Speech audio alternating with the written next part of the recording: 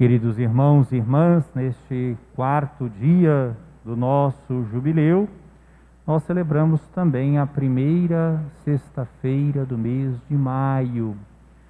E por uma feliz coincidência, este texto do Evangelho nos fala justamente do amor que nós contemplamos na vida, paixão, morte e ressurreição de Jesus. Mas antes do Evangelho, gostaria de fazer ainda uma referência à primeira leitura.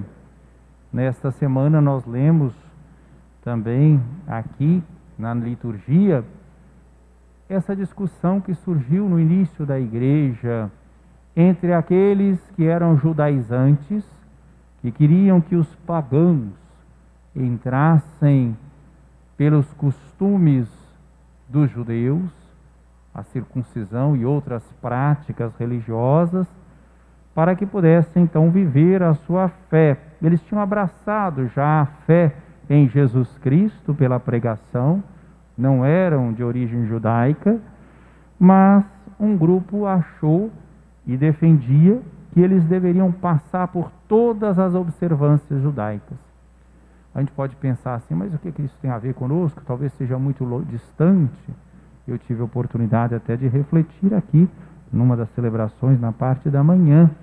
É muito atual esse texto, porque, no fundo, foi um passo importantíssimo na vida da igreja. Ou a igreja se fecharia e seria uma espécie de gueto, de comunidade girando em torno de si mesma, apenas um desdobramento do judaísmo, uma espécie de seita dentro do judaísmo, ou a igreja se tornaria realmente missionária, ou como diz hoje o Papa Francisco, uma igreja em saída, uma igreja que se desinstala, uma igreja que vai ao encontro do outro, do diferente, um evangelho que entra em cada cultura, em cada povo, levando os valores fundamentais do evangelho e se adaptando também à mentalidade, à cultura onde chega o evangelho, não para esvaziar o evangelho, mas para cristificar aquela cultura, para que tudo aquilo que tem de positivo naquela cultura e que são sementes do verbo possa florescer plenamente. E venceu exatamente essa posição. Paulo e Barnabé, que tinham tido tanto sucesso na sua pregação em Antioquia, instruindo aquela comunidade de pagãos que tinha aderido ao Evangelho a partir da pregação de uns missionários que foram de Chipre, mas que era uma comunidade que precisava de uma instrução, passaram um ano inteiro instruindo ali, e aí surge essa discussão. Eles então vão até Jerusalém. Por que eu digo que isso é atual? Vejam quantas discussões surgem, não é verdade? Muitas vezes eu tive a oportunidade de refletir sobre isso aqui com vocês. Na igreja, na sociedade, nós não vivemos num mundo tão polarizado? Só para lembrar aqui alguns fatos recentes e mais ligados à vida da igreja. Por exemplo, em 2019, nós tivemos a realização do Sínodo para a Amazônia, sobre a Amazônia, que o Papa Francisco convocou, não foi? Houve toda uma preparação. Muito antes de realizar o Sínodo, já tinha uma porção de pessoas atacando o Sínodo. Ele nem tinha acontecido. Semeando uma porção de ideias falsas, erradas, dentro da igreja. Gente dizendo-se católico. Pelas redes sociais, e discutindo, e teorias da conspiração, inventando uma porção de coisas como se fossem infidelidades à tradição, ao Evangelho, enfim. Sabemos que as motivações eram muito mais ideológicas, que continuam presentes nas discussões. Depois nós podemos pensar mais recentemente, este ano, na campanha da fraternidade, que teve como tema fraternidade, diálogo, né? E que falava justamente do Cristo nossa paz, inspirado na carta aos Efésios, que derruba os muros da separação e do que era dividido faz um só povo. Também antes de começar a campanha da fraternidade, começou de novo uma enorme celeuma pelas redes sociais, e as pessoas atacando e discutindo, e as pessoas recebendo as coisas pelas redes sociais, e às vezes acriticamente repassando, e muita gente ficou confusa, gente boa também. Vejam, por que eu estou falando que é atual? Não é só para dizer que esses grupos estão equivocados, mas vejam o procedimento. Eu quero refletir com vocês a partir da palavra de Deus. No início da igreja também houve uma discussão muito mais decisiva do que essas que nós estamos falando, e que foi um passo importantíssimo para a vida da igreja. Como é que nós ficamos? Uma seita do judaísmo ou nós vamos evangelizar? E se não tivesse optado pelo caminho que optaram, nós que estamos aqui não seríamos cristãos, porque ficariam só com os observantes da legislação mosaica, né? Mas aí houve toda a discussão, foram a Jerusalém, foram conversar com quem de direito, foram buscar as autoridades, Pedro e os apóstolos. E depois que todos falaram, Pedro toma a palavra e pronuncia uma palavra segura de orientação, dizendo que não deviam tentar a Deus. Palavras muito fortes. Esses grupos que hoje ficam contra o Papa e contra os bispos, pensando que são os donos da orientação da igreja, eles fazem o papel do diabo, daquele que divide. O diabo é o que divide, né? É o que divide, a própria palavra. É o contrário da posição correta. Porque quem realmente está buscando a verdade leva a discussão, não pelas redes sociais, não atacando os pastores, não atacando a hierarquia da igreja legitimamente constituída, não espalhando fake news, mas um espírito de oração leva-se a discussão a quem de direito, a quem tem autoridade, quem tem responsabilidade. Tudo é discutido, é rezado e há um pronunciamento. E depois que Pedro falou, diz o texto dos Atos dos Apóstolos, houve um grande silêncio. Hoje às vezes é o contrário, né? Depois que o Papa fala, ao invés de ter um grande silêncio de acolhida, começa mais discussão, parece, da parte de alguns. Os fundamentalistas, os radicais, os que na verdade são falsos católicos, porque não buscam o universalismo da missão, mas buscam uma igreja fechada, sectária, uma igreja ensimesmada, uma igreja que não está aberta à diversidade, a levar a boa nova do evangelho, da misericórdia, da fraternidade a todos os povos. É o contrário, é justamente o que o Papa tem falado, uma igreja de diálogo, uma igreja misericordiosa, uma igreja que inclui, uma igreja que se arrisca. Ele chega a dizer, eu prefiro uma igreja, né, que sofrida, acidentada, porque se arriscou, do que uma igreja arrumadinha, mas que ficou quieta, parada e não fez nada. É preferível nós nos ferirmos na missão do que ficarmos de braços cruzados na omissão, porque nós vamos ser cobrados. O que é que você fez no tempo em que você viveu e no seu país? Morreram mais de 400 mil pessoas numa pandemia. Onde é que você estava? Só assistindo? Você rezava? Você era solidário? Você tinha espírito crítico para perceber que há responsabilidades em tudo isso? Ou você acha que a culpa é de Deus? Nós vamos ser perguntados concretamente no final das nossas. Ninguém sabe que dia que nós vamos morrer, mas todos vamos morrer. E cada um onde estava vai ser perguntado: o que você fez naquele tempo? Eu, como pastor, como pároco, alertei a minha comunidade para ser fiel ao Evangelho? Ou fiquei esperando só a pandemia passar e fiquei cuidando só das coisas assim, da manutenção da igreja? Todos nós vamos ser perguntados. Então, meus queridos irmãos, aqui levaram as coisas para Pedro, para os apóstolos resolverem. Quem não está com a Conferência Nacional dos Bispos do Brasil, quem não está com o Papa, quem não está com o Colégio Episcopal, está se afastando da fé católica, não é um bom cristão, não é um bom católico. É alguém que está fazendo o papel da divisão e não da verdade, da justiça e da fraternidade. Aqui nós vemos então como chegaram a essa solução e fizeram uma carta, um documento desse concílio de Jerusalém, que é o primeiro na história da igreja, e se inaugurou uma tradição na igreja, uma tradição conciliar. Não é um problema de ter ideias diferentes, de ter discussão, isso é normal, faz parte da vida humana. Pessoas bem intencionadas podem ter ideias diferentes, mas o que as pessoas que estão bem intencionadas fazem? Sentam, rezam, conversam, ouvem os argumentos e aceitam aquilo que a autoridade legítima mostra. Foi o que fizeram aqui. Fizeram a carta: nós, os apóstolos e os anciãos, vossos irmãos, saudamos os irmãos vindos do paganismo. Vindos do paganismo. E os que estão em Antioquia. Se eu tirasse esse texto aqui da Bíblia e não falasse que é da Bíblia, fizesse uma leitura hoje de um texto, algumas pessoas iam dizer: isso é comunismo.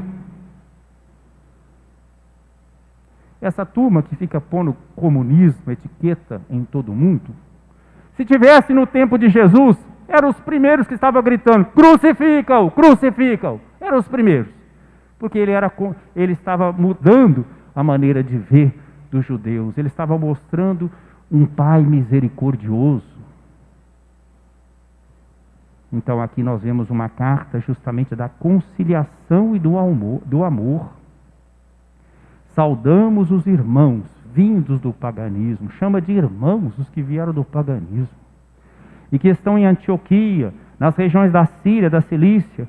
Ficamos sabendo que alguns dos nossos causaram perturbações com palavras que transtornaram o vosso espírito. Pega essas palavras como se fosse hoje os problemas. Alguns causaram perturbações com palavras que transtornaram o vosso espírito. Eles não foram enviados por nós. Estão vendo? Não foram. Então esses que estão nas redes sociais fazendo, não foram enviados pela igreja. Não foram enviados pelo Espírito Santo. Se vocês tiverem senso crítico e perceberem, pergunta quem que enviou eles. Quem que está usando deles? Talvez eles não estejam percebendo, alguns. Então, decidimos, de comum acordo, escolher alguns representantes e mandá-los até vós, junto com nossos queridos irmãos Barnabé e Paulo, homens que arriscaram suas vidas pelo nome de nosso Senhor Jesus Cristo. E enviaram então junto com Paulo e Barnabé, Judas e Silas. E aí disse: porque decidimos, é uma decisão, o Espírito Santo e nós, uma igreja dócil ao Espírito Santo, não vos impor nenhum fardo, além das coisas indispensáveis. Então a carta tem uma parte doutrinal, que diz que nós somos salvos então pela fé em Jesus Cristo, e uma parte disciplinar. É diferente. A doutrinal é decisiva, a disciplinar ela é temporária. Mas é uma disciplinar em função não de uma concessão fácil, mas em função da caridade, para não escandalizar os outros. Então convém que vocês se abstenham das carnes sacrificadas aos ídolos, do sangue, das carnes de animais sufocados, das uniões ilegítimas. Vós fareis bem, se evitardes essas coisas. Está vendo? É diferente, né? Uma outra primeira parte é claríssima. A salvação vem não pela observância da lei mosaica, pela circuncisão, pelos costumes judaicos, mas pela fé e adesão a Jesus. Mas pela caridade, é como São Paulo vai dizer numa das suas cartas: olha, comer carne sacrificada aos ídolos, comprada no mercado, não tem problema nenhum para os fortes na fé. Mas como vai escandalizar os fracos, é melhor não comer para eles não tropeçarem por causa disso. Está vendo? O princípio é a caridade, por causa da caridade, só para não ser causa de tropeço pelos outros. Muito bonito isso. É diferente do que a gente vê. E no Evangelho de hoje, nós vemos Jesus, capítulo 15, falando da essência do cristianismo. Jesus disse aos seus discípulos: este é o meu mandamento, amai-vos uns aos outros, aqui, assim como eu vos amei. Eu estou de máscara, mas é bom ouvir bem. Amai-vos uns aos outros. Não falou armai-vos uns aos outros, não. amai-vos uns aos outros, assim como eu vos amei. Quem está defendendo arma aí também não é princípio cristão, não. Encher de arma o povo, arma até para criança. Isso não é do Evangelho, não. Este é o meu mandamento: amai-vos uns aos outros, assim como eu vos amei. Ninguém tem amor maior do que aquele que dá sua vida pelos amigos. Então ele só está nos dizendo que é o que ele fez. Hoje é o coração de Jesus. É o que ele fez. Deu a vida por nós. Vós sois meus amigos, se fizerdes o que eu vos mando. Já não vos chamo servos, pois o servo não sabe o que faz o seu senhor. Eu vos chamo amigos, porque vos dei a conhecer tudo o que eu ouvi de meu Pai. Vejam bem, olha como Jesus está mostrando que ele está nos revelando a intimidade dele e do Pai. Eu não vos chamo servos. O servo não sabe o que faz o seu senhor. O servo só obedece. O servo só obedece. Né? Um manda e outro obedece. Claro, assim. O servo é assim. Né? Mas não amigo. Amigo. Amigo é o que conhece. É o que partilha. O que condivide. Já não vos chamo servos. Eu vos chamo amigos, porque vos dei a conhecer tudo o que ouvi do meu Pai. Jesus está falando de algo muito bonito. Não fostes vós que me escolhestes, mas fui eu que vos escolhi e vos designei para irdes e para produzir, para que produzais fruto, e o vosso fruto permaneça. O que então pedirdes ao Pai em meu nome, Ele vos concederá. Isto é o que vos ordeno: amai-vos uns aos outros. Jesus aqui deu a medida do amor. Amai-vos uns aos outros como eu vos amei. Nós já tínhamos esse mandamento no Antigo Testamento. Eu tenho celebrado aqui com vocês o sacramento da reconciliação de forma comunitária, e muitas vezes temos lido, recordados os 10 mandamentos. E recordo que nos 10 mandamentos, que estão em pleno vigor, os 3 primeiros dizem respeito a Deus. Os outros 7 dizem respeito ao relacionamento com os irmãos. E não há oposição entre isso, não. Porque quem não reconhece o irmão, a quem vê, diz São João na sua primeira carta, quem não diz que ama a Deus, mas não ama o irmão que vê, é mentiroso. E nós fomos criados à imagem e semelhança de Deus. Então nós mostramos que amamos a Deus quando nós amamos os irmãos. Por isso é que são 7 mandamentos sobre o nosso relacionamento com os irmãos. É claro que o mandamento de amor a Deus está em primeiro lugar, e ele é o fundamento de todos os outros mandamentos em relação aos irmãos, mas são inseparáveis, como Jesus mesmo disse quando foi interrogado nos evangelistas sinóticos, quando quiseram colocá-lo à prática, qual é o maior mandamento. Ele vai dizer, citando Deuteronômio: amarás o Senhor teu Deus de todo o teu coração, com toda a tua alma, com todo o teu entendimento, com toda a tua vontade. E responde o que não tinham perguntado: o segundo é semelhante a esse: amarás o teu próximo como a ti mesmo. Citação do livro do Levítico. Não existe mandamento maior do que estes. Destes 2 mandamentos dependem toda a lei e os profetas. Então Jesus deu a síntese e o resumo para nós. Mas aqui hoje ele está dizendo uma coisa mais ainda profunda: amai-vos uns aos outros como eu vos amei. Quer dizer, a medida é Ele que deu a vida. Vejam como todos nós temos que crescer no amor. Amar uns aos outros como Jesus nos amou. Nenhum de nós pode dizer que já está fazendo isso. Nem que ama a Deus sobre todas as coisas, nem que ama o irmão como Jesus nos amou.